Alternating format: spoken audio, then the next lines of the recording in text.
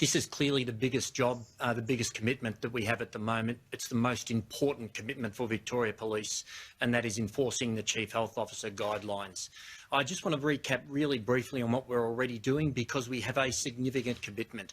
We have Operation Sentinel, which is every day 500 police officers out and about, tasking, checking populous places, knocking on doors, a whole range of things.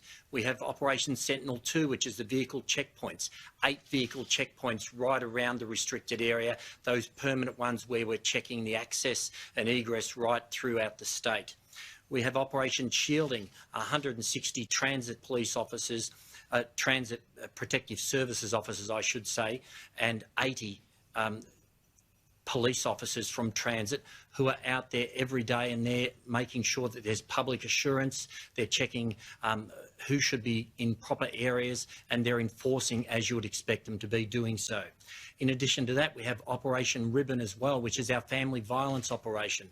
So there's a whole range of different areas, including Operation Soteria, where we're helping enforcement at quarantine hotels. All up, we're seeing every day upwards of around 1,500 police and PSOs out there enforcing as they should be. I've committed an extra 250 police and PSOs now to that already significant number, and on a daily basis they will be enforcing throughout the day, but importantly of a night time as well. We will have now, because of the curfew, we'll have significant police and PSOs out there, not just in vehicles and doing if you like, static checks, but we'll have vehicle checkpoints where we'll set them up at random places and keep rolling them around Melbourne. So the potential, the opportunity for someone to be detected who isn't supposed to be out and about is significant. Every police officer right throughout our organisation in any patrol car has a responsibility for COVID-19 enforcement, and that's what they'll be doing. Every one of them will be making sure that we're enforcing these new guidelines, these restricted guidelines. The curfew is obviously significant because we expect to see much reduced movement right around the state. In terms of discretion, which is a word we've heard a lot, we did give a period of discretion there when we moved to masks and other restrictions.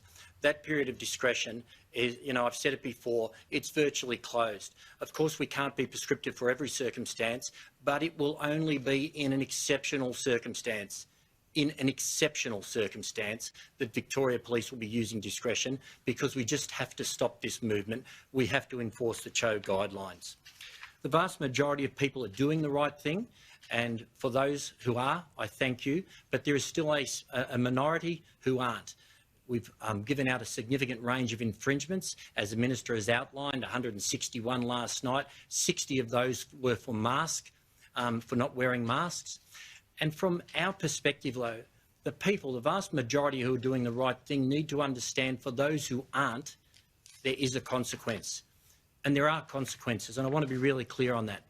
In the last week, we've seen a trend, an emergence, if you like, of groups of people, small groups, but nonetheless concerning groups who classify themselves as sovereign citizens, whatever that might mean, people who don't think the law applies to them. We've seen them at checkpoints, baiting police, not providing their name and address. On at least 3 or 4 occasions in the past week, we've had to smash the windows of people in cars and pull them out of there so they could provide their details, because they weren't telling us where they were going. They weren't adhering to the Chief Health Officer guidelines. They weren't providing their name and their address. We don't want to be doing that, but people have to absolutely understand there are consequences for your actions, and if you're not doing the right thing, we will not hesitate to issue infringements, to arrest you, to detain you where it's appropriate. As I say, it's not something we want to be doing, but it is what we will do, and it has been occurring in the last week. And particularly one incident, if I like to highlight the type of challenges that we're experiencing. Last night, a 26-year-old policewoman was on patrol with another partner down in the Frankston area near the Bayside Shopping Centre.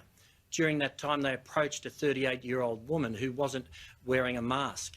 After a confrontation and being assaulted by that woman, those police officers went to ground and there was a scuffle. And during that scuffle, this 38-year-old woman hit the head, smashed the head of the policewoman several times into a concrete area on the ground.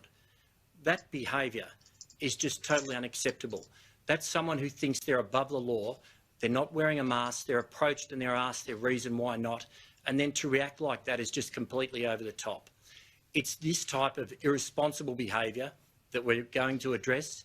That woman was taken back to the police station. She was charged with significant offences and bailed due to no criminal history. But nonetheless, it just goes to show how these things escalate from non-adherence to the smallest things. The message is clear from me, and it's simple. We want you to stay at home. That's what the Chief Health Officer wants you to do. We expect you to adhere to the Chief Health Officer guidelines. If you don't, we will be enforcing those. We will issue infringements. We will arrest you. We will detain you where we have to.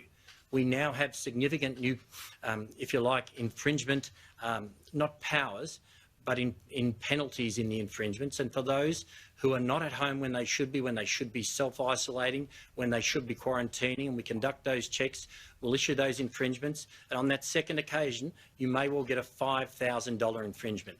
They're significant penalties.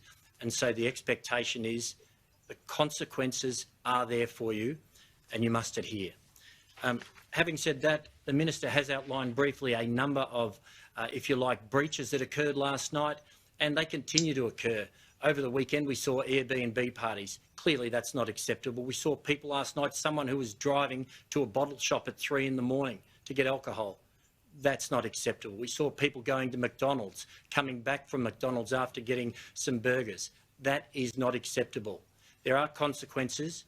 We will enforce them, and the window of discretion is virtually closed. This is clearly the biggest job, the biggest commitment that we have at the moment.